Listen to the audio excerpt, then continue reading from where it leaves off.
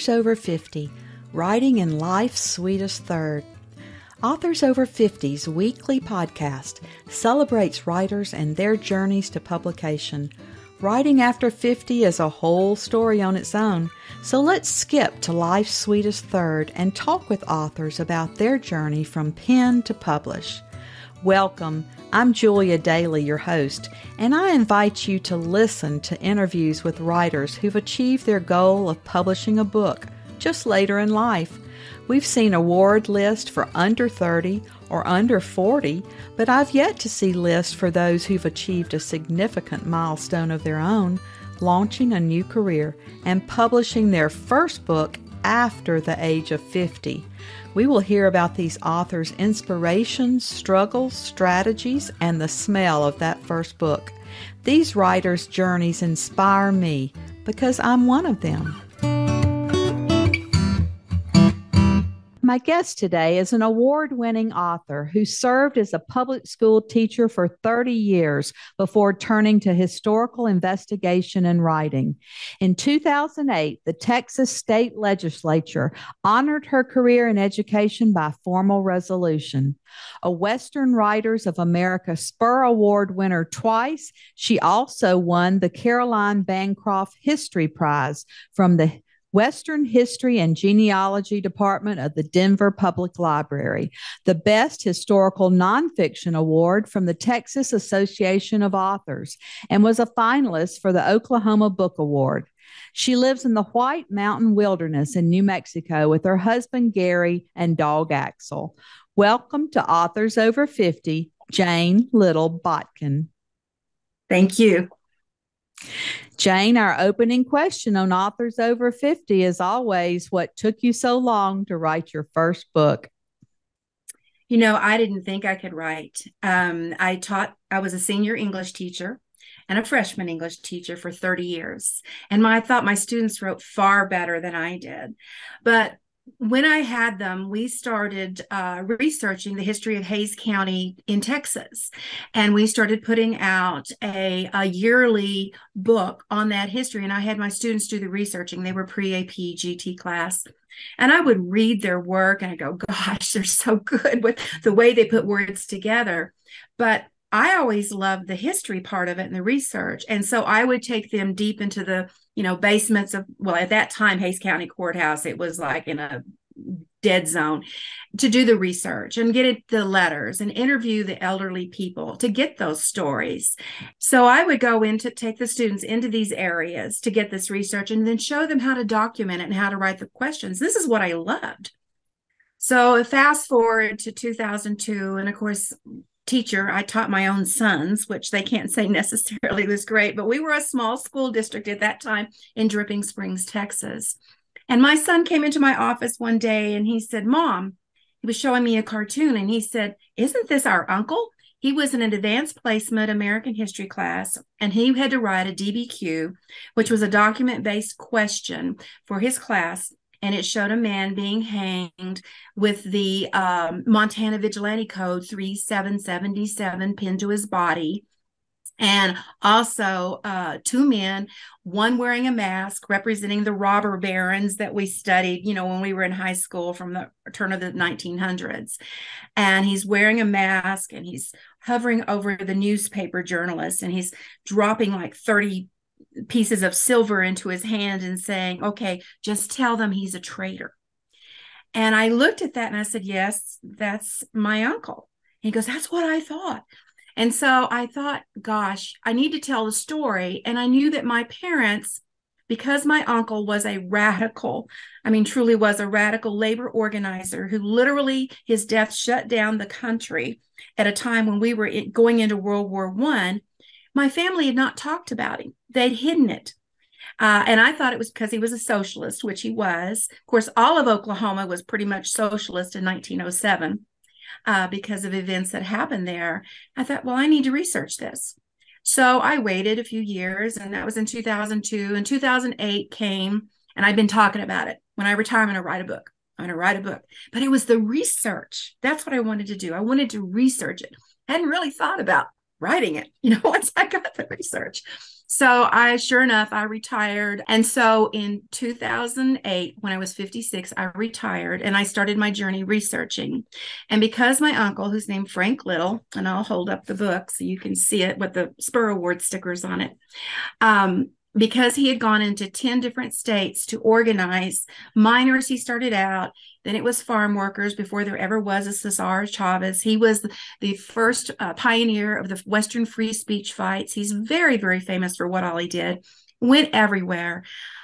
I had to go and walk the walk and go into these small archives and go find people. And it took me it took me from 2008 until it took me 7 years to do the research, is basically what it did.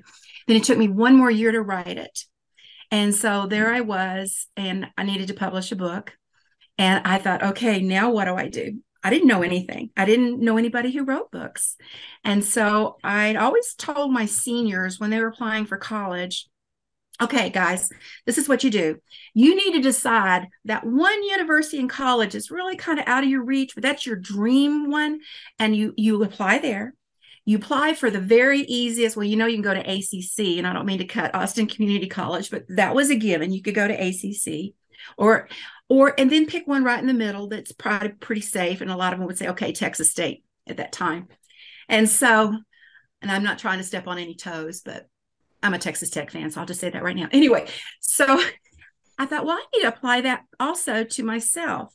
So I looked at all the different university presses, and the University of Oklahoma Press, which had the most outstanding reputation for Western literature, that was my high one. And when I went to the website, again, it's very formidable. You look, well, there's all these different acquisition editors, and they represent like women, military history, it goes on, labor history. Well, in my book, Frank Little and the IWW, The Blood That Stained an American Family, it hit all of those areas. So I thought, okay, I'll email the editor-in-chief and ask him which acquisitions editor.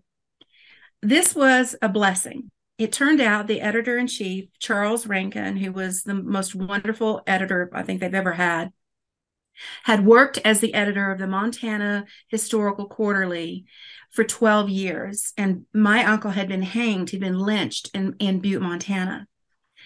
And he knew the story. And he knew that no one had told everything. All they knew was he was lynched. It was the largest funeral ever in Butte, Montana, bigger than Evel Knievel's, who's buried not far from him. And that he had changed, in effect, had changed things in America. And he said, I want it. Send it to me. And that was it. And so from just meeting him, that connection, then he has been my editor, even on this last manuscript I've done. He has worked with me. He's long since retired from OU Press, but that's how I got in. My first writing was horrible, I think. I mean, what you do, before they decide if they're going to publish it, they send it out to some professionals to read it. I remember this one old professor came back and said something about purple prose. It just broke my heart. But I learned. And I also learned that how to be more concise. I had to cut 50,000 words out of my book. So you learn very quickly how to edit. A lot later, I had a guy offer to buy the 50,000 words from me because he wanted to know the rest of it that I had cut out. But that was my first venture. I was 65 when this book came out. So I started at 56. It took me a while, and I was 65 when it came out. And I would say that process is extremely important. It doesn't matter how long it takes. Now, I'm a nonfiction writer, so I can say that. I watch people, I have friends who turn out a book or 2 books even a year, and I'm like, wow, I don't know how you do that. But I had to learn first from teaching. My husband said, why didn't you start sooner? Well, I had to teach. And I learned, like I said, I learned from my students who took risks with their writing. And I'm not generally that kind of risk taker. I am a risk taker in other areas, but if I think it's something that someone's going to judge me, I hold back. But you take risks. And so, yeah, it's been so much fun. It's been like starting a whole new life. Well, Janie, you wrote a couple of these books on very serious topics, and I'm always so intrigued. I mean, you have such a legacy in your own family with this uncle and the history here, and that's such a fascinating path to follow. And I always think, how did one person in a family or one person in the nation, have the impetus to do something like this when the rest were sitting back and watching things happen, but didn't feel compelled to make a difference. That's always so fascinating. And you had it in your own family. Yeah. And I dedicated the book to the silent generation, which was my grandpa and his brothers and sisters, because I found out the reason that my father didn't know as much. He just said, "Oh, that's the socialist who was hanging from a telegraph pole." He even had that wrong.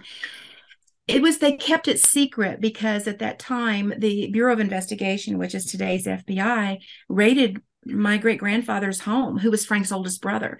We had all these raids. It's almost a repeat of some things today that happened then, in that the Bureau of Investigation was spying on people. They were opening your mail. Because of Frank, the Sedition Act was passed. And, we already had the Espionage Act because of World War I. Well, they didn't want any of the workers to rise up because they needed them to mine that copper and lead, for bullets, and do the wheat for because the Russians had blocked the wheat. There was a wheat embargo. And so they needed all of these sources. And so the workers were trying to work. But as I explained to groups when I talked to them, and again, my senior English students will tell you that I was really a history teacher, not an English teacher, because I always would go into the background on the literature. But the Finnish people and the Swedes didn't want to fight with the Russians. They were their enemies. So they didn't want to be involved in World War I. And the Irish, who were here working as immigrants in the United States, they didn't want to be with the English. The same reason. So you had that saying where it was a rich man's war, but a poor man's fight. That was what was going on.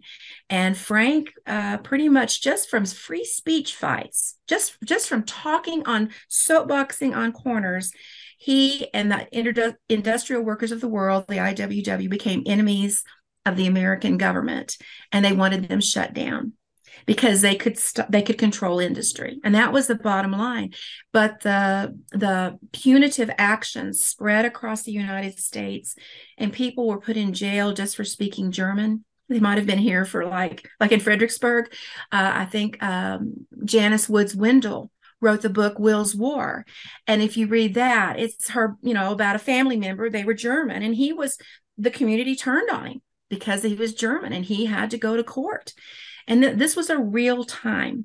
And so, it was fascinating that Frank had made such a difference. So I enjoyed that, and I enjoyed talking about him. Well, that was a huge project and a huge research project. What about your second book? It's really funny. Still the same side of the family, my dad's mother, we knew nothing about.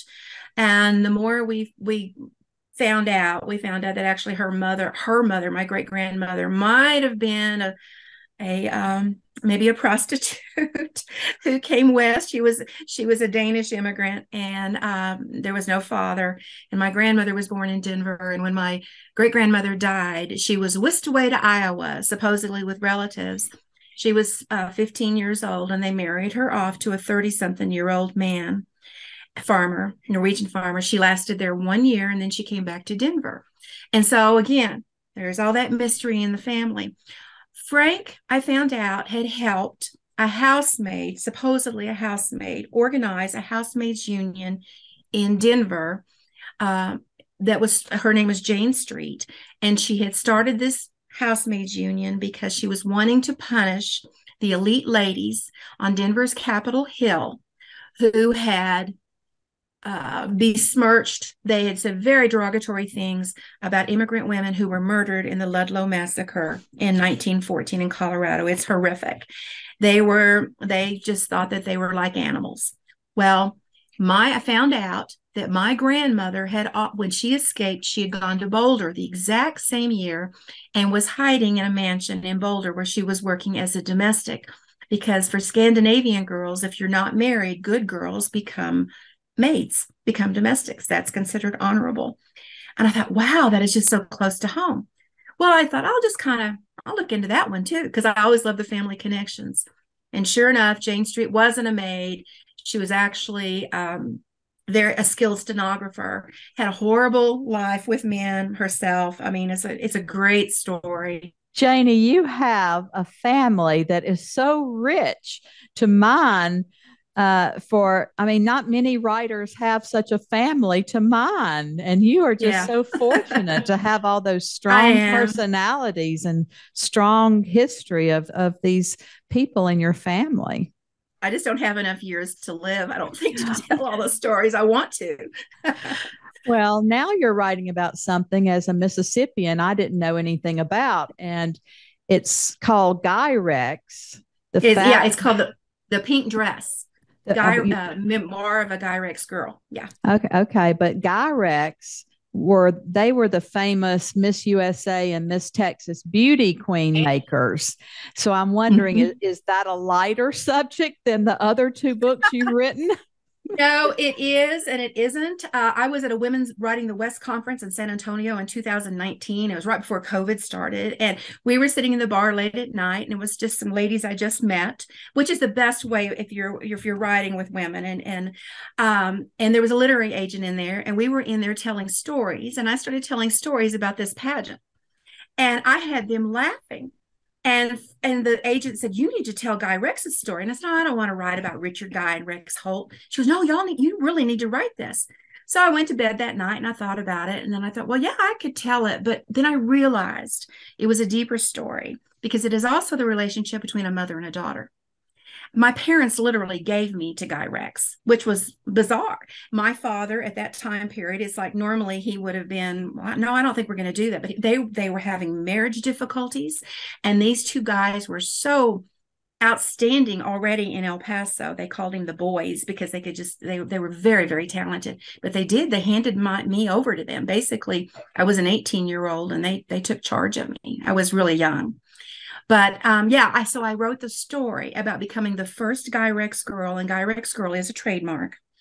They were known for sculpting the girls into these winners. They won 5 Miss USAs. They became called the Texas Aces. That's your 4 suits plus a wild card. They were literally asked to leave the Miss USA pageant because the other states said, "That's impossible. How can you win 5?" Well, they could. And there was a scandal with the Miss America, Miss Texas pageant. I was the first one that was involved with that in the beginning of that.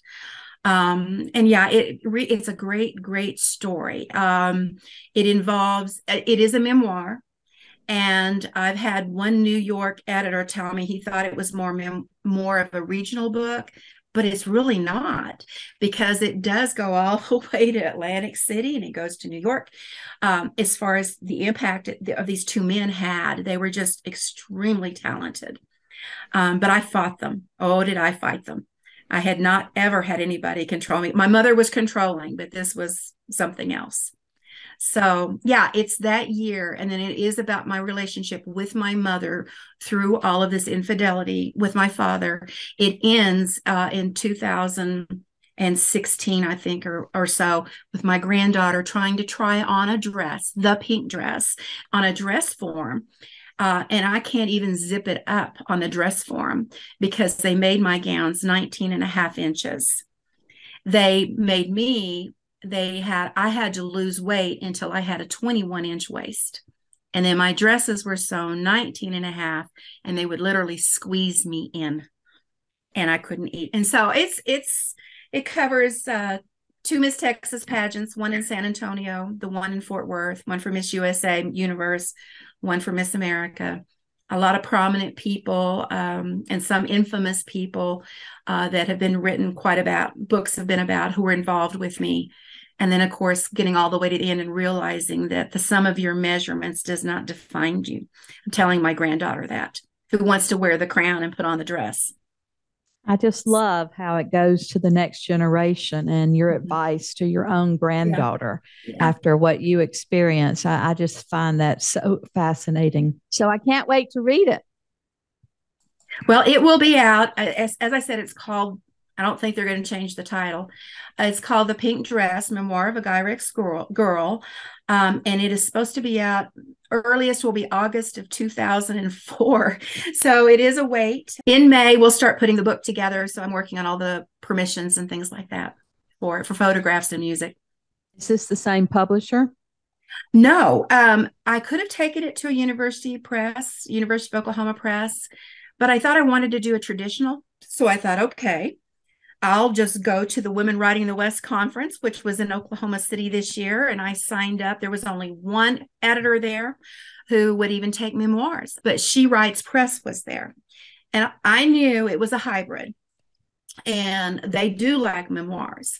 But it's a whole different ballgame because you've got to, it's not self-publishing, but you've got a stake in it also and in the company. And so if you get accepted. And so I had to go through the process. It took 3 months of them to evaluate and assess. And then it had to go to another committee. And then they notified me at Christmas, yes, we want the book.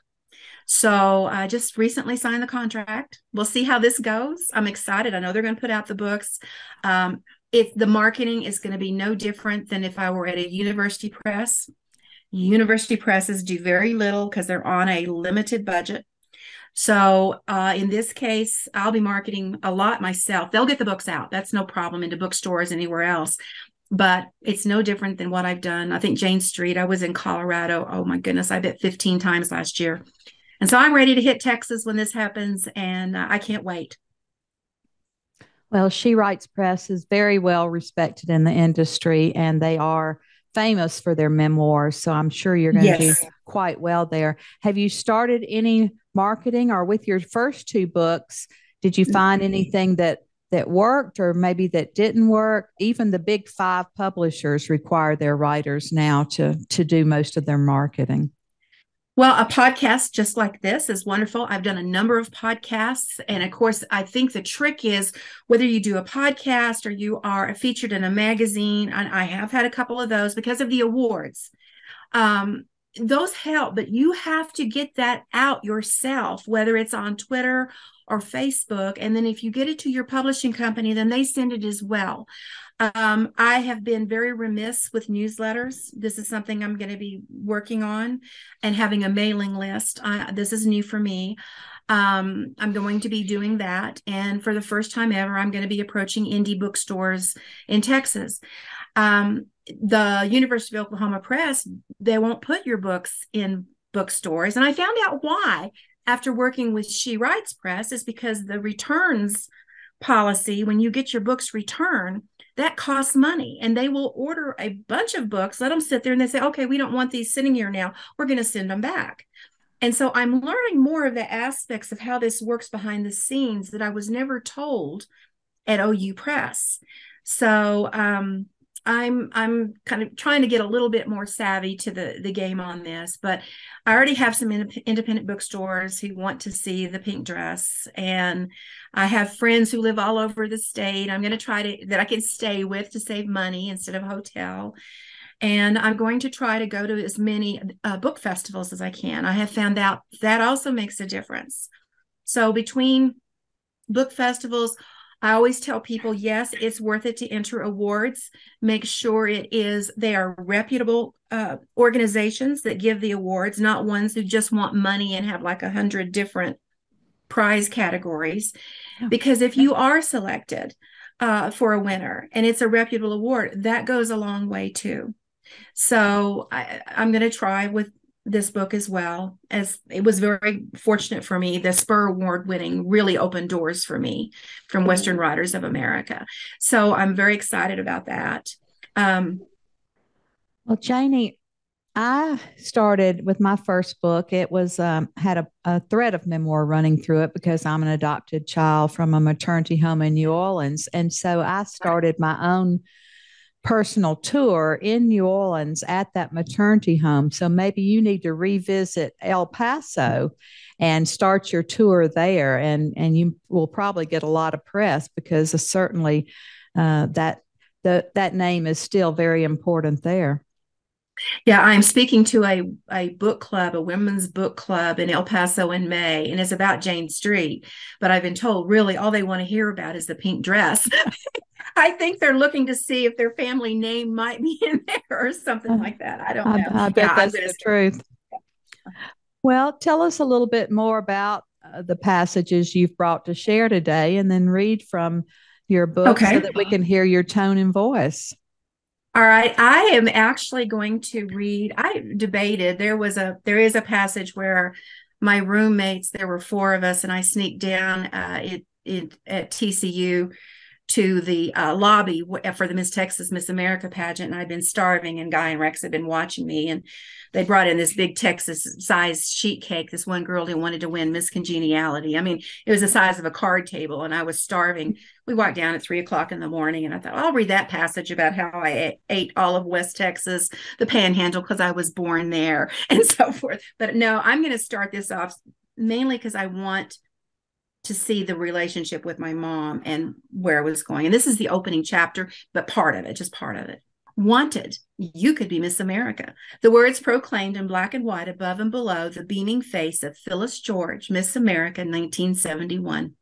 Phyllis was America's girl next door, wholesome and tan, her dark glossy lips and a dimpled smile revealing perfect white teeth. Even better, she was a Texan, and we Texans believed that our state produced more beauty queens than any other state. Maddie, one of my Tri Delta sorority sisters, had snatched the poster from the UTEP, University of Texas at El Paso, Campus Student Union, and now held it up in the air in the tiled foyer of our sorority house. Her black eyes sparkled with excitement as she spoke rapidly among a circle of girls who had arrived between classes to eat and chat. The main floor of the house was an open design, and the girls standing at the kitchen's island had to pause their lunch making to hear what caused the excited babble of voices. In a corner of our main meeting room, to the right of the wide foyer, plumes of white smoke softly swirling above the daily spades game also seemed to linger. Players paced their fanned cards upside down and tapped long Virginia Slims into ashtrays, already brimming over while they too listened. They didn't dare rise. Doing so would require putting their cigarettes down, and I Tri Delta never walked with a cigarette in hand. Someone turned down the radio and the sound system and the polished con-paneled wall, and Crosby, Steele, Nash and Young's voices faded with Tin Soldiers and Nixon's Coming, a lyrical reminder about American discontent on college campuses giving way to Maddie's voice. Like other university campuses across the country in 1971, our campus, sitting at the foot of Franklin Mountain, directly next to an international border, had been a microcosm of American political disruption.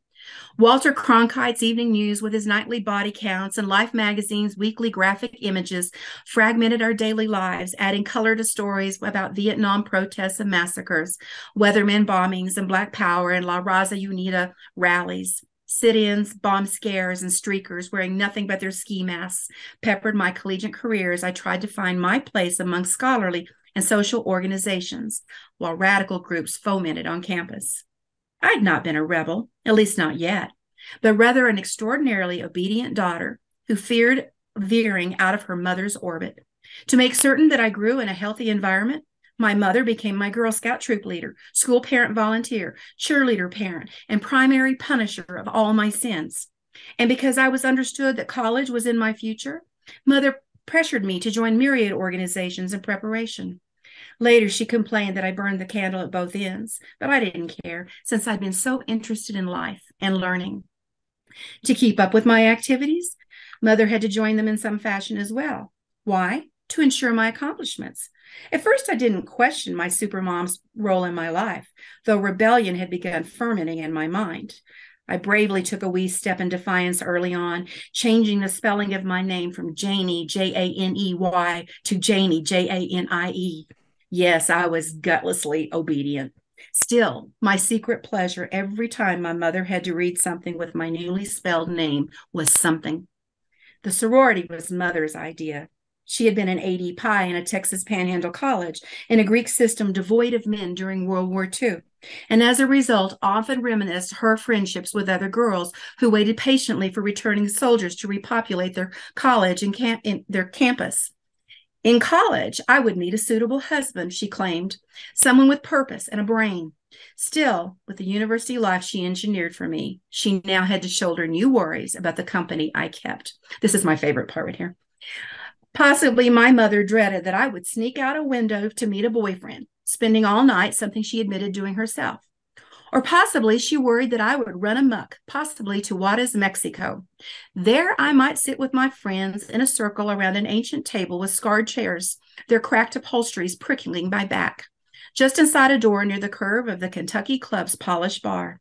We might play buzz and drink shots, our brains becoming fuzzy each time their tongues thick like cotton fail to buzz a multiple of 7 or 11 or any number with 7 in it. Mother probably feared my walking down Avenida Juarez, past dark interest bars and strip clubs, their neon lights flashing and loud music pumping from speakers with hawkers inviting us inside. Hey, girlie, venga, venga, adentro, come inside.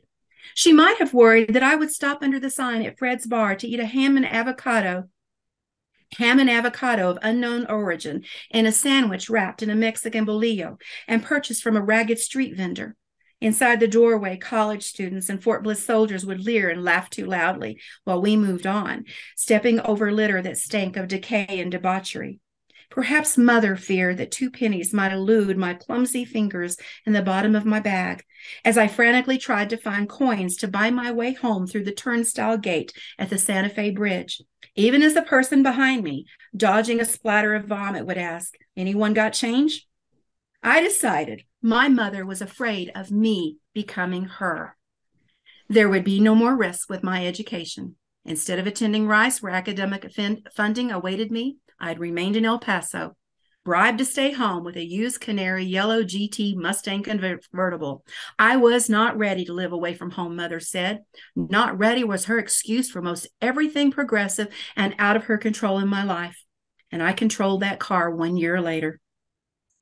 I stood on a luxurious cornflower blue carpet in the sorority house's sunken living room to the left of Maddie in the foyer as she read aloud, mentally checking off qualifications. I love this room because of the carpet. My family had squeezed into a post-World War II tract house in northeast El Paso. I couldn't even tell you the carpet color in our living room. Perhaps a grayish beaten down tan like some of the city's residents.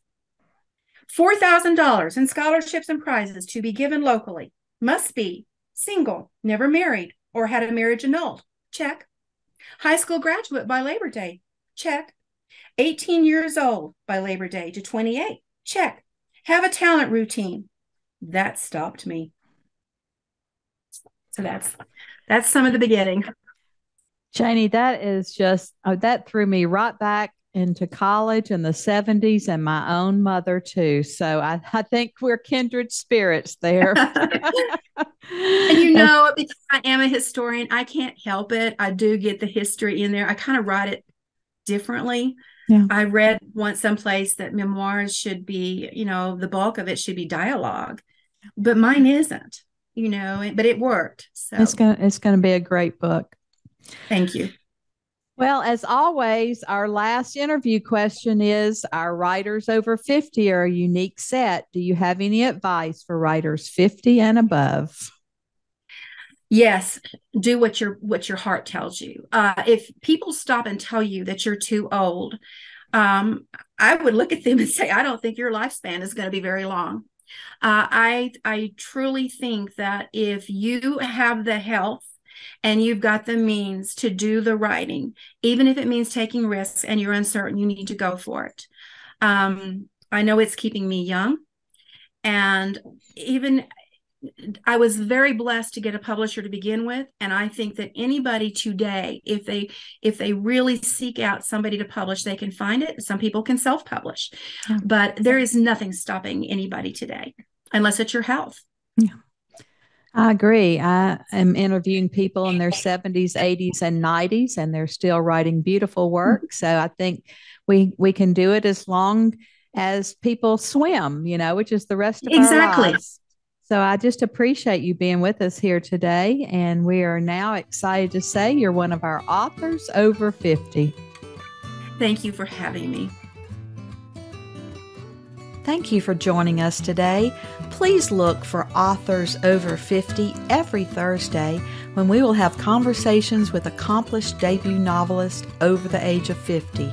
Please subscribe and share with a friend. And check out my own publication journey after 50 at www.juliadaily, that's D-A-I-L-Y, like dailynewspaper.com. Until next time, keep reading and writing. And remember, it's never too late to fulfill a dream in life's sweetest third.